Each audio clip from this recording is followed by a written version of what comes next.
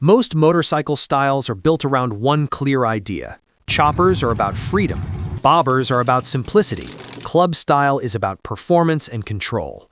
But there was one motorcycle style that didn't care about comfort, didn't care about corners, and honestly didn't even care if you survived riding it. This style was built for one thing only: launching as hard as possible in a straight line.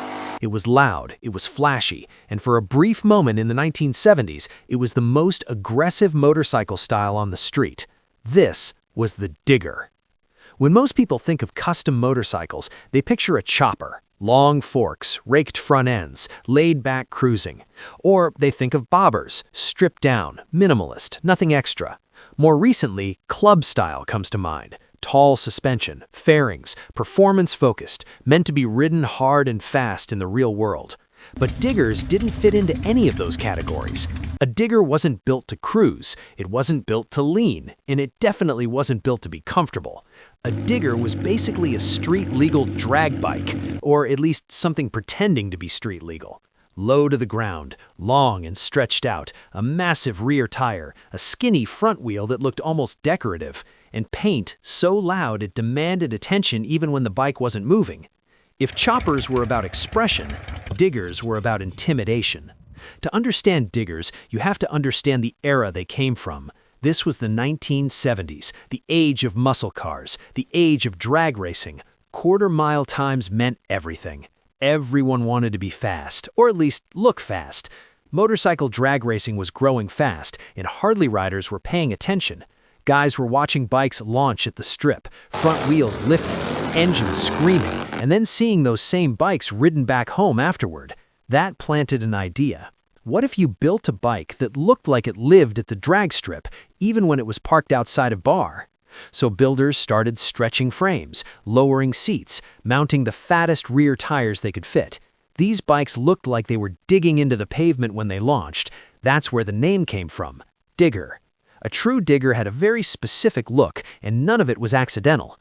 The rear tire was everything: wide, thick, sometimes absurdly oversized. The goal was traction, maximum grip when you dumped the clutch and went full throttle. Turning was an afterthought. The frame was stretched and reinforced, often rigid or close to it. A long wheelbase helped keep the bike from flipping backward under hard acceleration, at least in theory. Up front, the front wheel was skinny, with minimal suspension travel.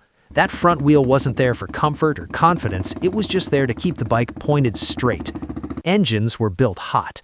Big displacement, aggressive cams, raw mechanical power with very little concern for longevity or smoothness. And then there was the paint. Metal flake, candy colors, wild patterns. Diggers were never subtle. They wanted to be seen. They wanted attention. Even standing still, they looked fast. But here's the part people don't talk about enough. Diggers were terrifying to ride. They vibrated constantly. They felt awkward at low speeds. They hated corners. Braking was hopeful at best. At a stoplight, they felt unstable. At speed, they demanded your full attention. And when you launched one hard, everything happened at once. The front wheel wanted to lift, the rear tire wanted to break loose, and the bike wanted to remind you who was really in control. These bikes didn't forgive mistakes. If choppers tested your patience, Diggers tested your survival instincts. So why did people love them? Because Diggers were pure attitude. Owning a Digger meant you weren't trying to be practical, you weren't trying to be comfortable, you were making a statement. Magazines loved them, bike shows loved them, crowds loved them. If you rolled up on a Digger in the 1970s, people paid attention. This wasn't a bike built to cruise Main Street slowly. This was a bike that said, "I'm here to dominate." And this is where Diggers really separate themselves from other famous styles.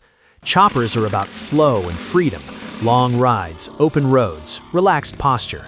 Bobbers are about simplicity, cutting away everything that isn't necessary. Club style is about control, suspension, brakes, real-world performance that lets you ride hard every day. Diggers didn't care about balance. They sacrificed comfort, handling, and practicality for one thing: straight-line aggression. And that's exactly why they didn't age well. As riding culture evolved, people started wanting bikes that could do more than just look fast. Safety regulations tightened, insurance companies got stricter, sport bikes took over the speed conversation entirely. Performance became about cornering, braking, and control, not just launching hard in a straight line. Diggers slowly faded away. Not all at once, but piece by piece. They became show bikes, then nostalgia bikes, then history. Not because they failed, but because the world moved on. Today, diggers still matter, but mostly as influence. You see them in pro street builds, in stretched swing arms, in wide rear tire aesthetics. Some builders still recreate them, not to ride daily, but to remember a time when motorcycles were unapologetically extreme. Diggers came from an era when builders didn't ask, "Is this practical?" They asked, "Is this insane enough?" So, here's the question. Would you ride a digger today, or are they better left in the 1970s? Let me know what you think.